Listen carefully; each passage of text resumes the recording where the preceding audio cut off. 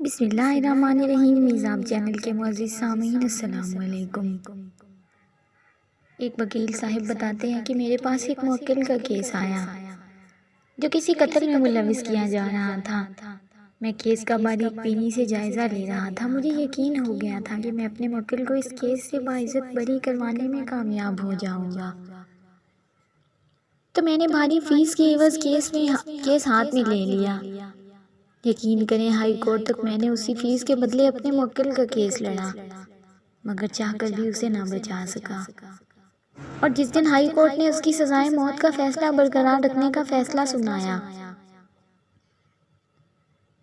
تو میری کڑی محنت اور ساری رات جاگ کر کی گئی دعائیں ضائع ہوتی ہوئی محسوس ہوئی تھی۔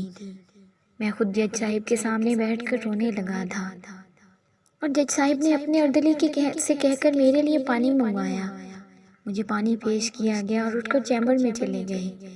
میں نے پانی پیا، اوپر نظر اٹھا کر دیکھا تو میرا موکل ہتھکڑیوں میں جکڑا میرے سر پر کھڑا تھا۔ میری بجائے اس کی آنکھوں میں میرے لیے تسلی کے جذبات تھے۔ اس نے ہمت جمع کر کے مجھے مخاطب کیا اور کہا کہ وکیل صاحب، میں نے بری نہیں ہونا، آپ اس کیس کو چھوڑ دیں۔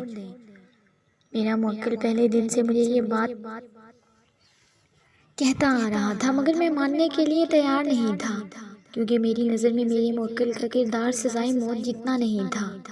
چند سال کی سزا سنائی جا سکتی تھی، وہ بھی سپریم کورٹ یا ہائی کورٹ سے ختم ہو جانی چاہیے تھی، مگر آج ہائی کورٹ کے فیصلے نے مجھے بھی مایوس کر دیا تھا۔ میں نے بھی اسے تسلی دی کہ تم بچ جاؤ گے، مگر پہلی بار میرا دل کہہ رہا تھا کہ ایسے نہیں ہوگا۔ میرے کھوکھلے الفاظ اس پر بھی اثر انداز نہیں ہوئے تھے۔ مجھے اسی حالت میں چھوڑ کر وہ آگے بڑھ گیا تھا۔ میں نے بھی اس کیس کو چھوڑنے کے لیے ذہن بنا لیا، اور جیل میں خصوصی ملاقات کے دوران میں نے اپنے موکل کو بتایا کہ میں مزید اس کے لیے نہیں لڑ سکتا، کیونکہ میں جتنی بھی تیاری کر کے جاتا تھا، دوران بحث میرے منہ سے کوئی نہ کوئی ایسا لفظ نکل جاتا تھا کہ وہ میرے ہی موکل کے خلاف ثبوت بن جاتا۔ میں نے اپنی غلطی تسلیم کرتے ہوئے معذرت کر لی اور نیک تمناؤں کا اظہار بھی کیا۔ میرے دماغ میں عرصہ دراز سے یہ سوال اٹھ رہا تھا کہ میرا موکل اس قدر نا امید کیوں تھا۔ مجھے یہ کیس کسی بھی طرح سال سے زائد چلتا ہوا نظر نہیں آ رہا تھا، مگر میرا موکل بضد تھا کہ وہ اس کیس سے نہیں بچ سکتا، اس لیے اس کو بچانے کی کوشش نہ کی جائے۔ میں نے ہمت کر کے الوداعی ملاقات میں یہ سوال اس نے پوچھ ہی لیا۔ اس نے جو جواب دیا آپ بھی اسی کی زبانی ملاحظہ فرمائیں۔ قارئین کرام، اس نے بتایا کہ میرا نام تاج ارزانی ہے اور میں سکردو کا رہائشی ہوں، مذہباً مسلمان ہوں، مگر سوائے چند بنیادی باتوں کے میرا مذہب سے دور دور تک کا واسطہ نہیں تھا۔ میری شادی ایک انتہائی مذہبی لڑکی سے ہوئی تھی۔ وہ نماز، روزے، تہجد اور قرآن پاک کی تلاوت کی پابند تھی، انتہائی باکردار اور سلجھی ہوئی تھی، مگر شادی کے چند سال بعد ہی وہ میری والدہ کی نظروں سے اتر گئی۔ میری والدہ نے مجھے مجبور کرنا شروع کر دیا کہ میں اسے طلاق دے دوں، مگر میرے پاس کوئی مناسب بہانہ نہیں تھا۔ میں نے والدہ صاحبہ سے کہا کہ کوئی وجہ یا موقع بنا تو میں ایسا ضرور کروں گا۔ یوں بے وجہ طلاق دینا میرے لیے ممکن نہیں ہے۔ میری والدہ نے میری بات نہ مانی اور مجھ پر دباؤ بڑھاتی رہی، یہاں تک کہ انہوں نے خود سے موقع بنانے کا فیصلہ کر لیا۔ ہوا کچھ یوں کہ میری بیوی امید سے تھی، 6 ماہ کا بچہ اس کی کوکھ میں تھا۔ میری والدہ میرے قریبی دوست اور پڑوسی نجیب کے پاس گئیں اور اسے کہا کہ میری بہو بیمار ہے، اس کے لیے دوا لا کر دے دو۔ ساتھ ہی اسے بتایا کہ بہو فلاں کمرے میں سو رہی ہے، ابھی اس کی آنکھ لگی ہے، تم اسی کمرے میں دوا لے کر آ جانا، میں بہو کے پاس بیٹھی ہوں گی۔ مجھ سے بار بار دروازے تک نہیں آیا جاتا، تم کمرے میں ہی آ جانا۔ میرے دوست نے میری والدہ کی بات مان لی اور دوا لینے چلا گیا۔ میری والدہ چھت پر کھڑے ہو کر دیکھنے لگی تھی۔ جو ہی میرے پڑوسی کی آمد کا وقت ہوا، میری والدہ چھپ کر کھڑی ہو گئی۔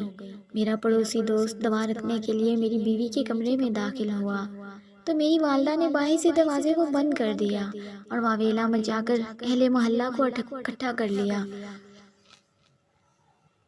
اہل محلہ کو اکٹھا کر لیا۔ اس سب تماشے کا مقصد میری اور میری بیوی کی علیحدگی کروانا تھا، مگر یہ وار ہم پر ہی الٹا پڑ گیا۔ میرا قریبی دوست اور پڑوسی انتہائی متقی اور پرہیزگار تھا۔ دوسری طرف میری بیوی کی بھی وفاشواری اور سلیقے اور تربیت کی مثالیں دیتے تھے لوگ۔ اس کی پاک دامنی کے لیے انجان لوگ بھی قسم اٹھانے کے لیے تیار ہو گئے تھے۔ جب اتنی بڑی تہمت لگانے کے باوجود بھی میری ماں اپنے مقصد میں کامیاب نہ ہو سکی تو دوستوں میرے دوست نے قرآن پاک پر ہاتھ رکھ کر میری بیوی کو اپنی دین و دنیا کی بہن تسلیم کر لیا۔ لوگوں کی نظر میں ہم ماں بیٹے کی رہی صحیح عزت بھی جاتی رہی تھی، مگر لوگوں کے اس رویے نے ہم ماں بیٹے کو مزید تیش دلوا دیا، اور لوگوں نے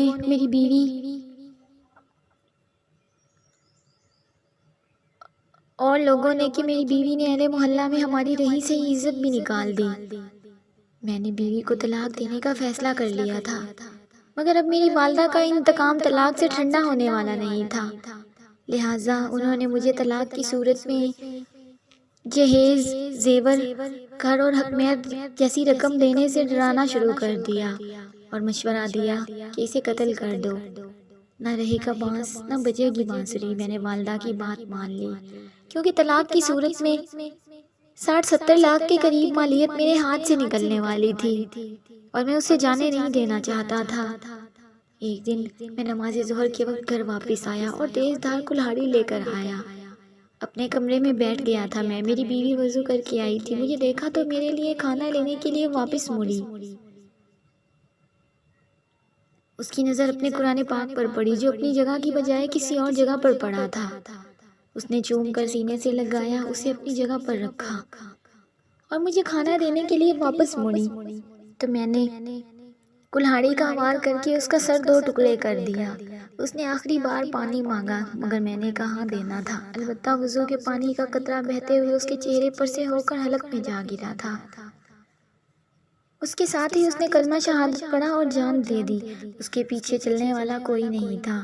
لوگوں کو ہم پر شک تھا، مگر حالات کو دیکھتے ہوئے کوئی بھی ہمارے خلاف نہ گیا۔ یوں ہم قانونی کارروائی سے بھی تقریباً بچ گئے تھے۔ میں نے دوبارہ شادی کر لی، میری والدہ عبرت ناک موت مر گئیں، میری اولاد ہوئی۔ ایک عرصہ بعد میں کہیں سفر پر جا رہا تھا، انجان لوگوں سے لفٹ مانگی۔ جو کار میں جا رہے تھے انہوں نے مجھے لفٹ دے دی، وہ کرائے کے قاتل تھے۔ رستے میں پولیس نے انہیں گرفتار کر لیا۔ انہوں نے مجھے بھی اپنا ساتھی ظاہر کیا اور آج میں یہاں پہنچ گیا ہوں۔ میں نے اکثر خواب میں دیکھا ہے کہ میرے گلے میں پھندا ڈالا گیا ہے اور میری سابقہ بیوی کھڑی دیکھ رہی ہے۔ میں اس کیس میں بے قصور ضرور ہوں، مگر در حقیقت میں قاتل ہوں۔ خدا نے میری تدابیر کو مجھ پر الٹ دیا ہے اور میں موت کا منتظر ہوں۔ اپنے موکل کی بات سن کر میں سمجھ گیا تھا کیوں میری زبان پھسلتی تھی، کیوں میرے ہی دلائل میرے موکل کے خلاف جاتے تھے۔ شاید تقدیر نے اس کی لگامیں کھینچ لی تھی۔ میں اب اس کے لیے فقط دعا ہی کر سکتا تھا۔ دعا دے کر اسے الوداع کہا اور گھر واپس آ گیا۔ امید ہے آپ دوستوں کو یہ چھوٹی سی موٹیویشنل سٹوری پسند آئی ہوگی۔ دوستوں اگر ویڈیو اچھی لگے تو اسے لائک اور اپنے دوستوں کے ساتھ شیئر لازمی کریں، اور اگر آپ میرے چینل پر نئے ہیں تو چینل کو سبسکرائب کریں اور ساتھ میں لگے گھنٹی کے بٹن کو ضرور دبائیں تاکہ ہر نئی ویڈیو کا نوٹیفیکیشن آپ دوستوں تک سب سے پہلے پہنچ سکے۔ ملتے ہیں ایسی کسی اور ویڈیو میں، تب تک کے لیے اپنا خیال رکھیں اور دعاؤں میں یاد رکھیں۔ اللہ حافظ۔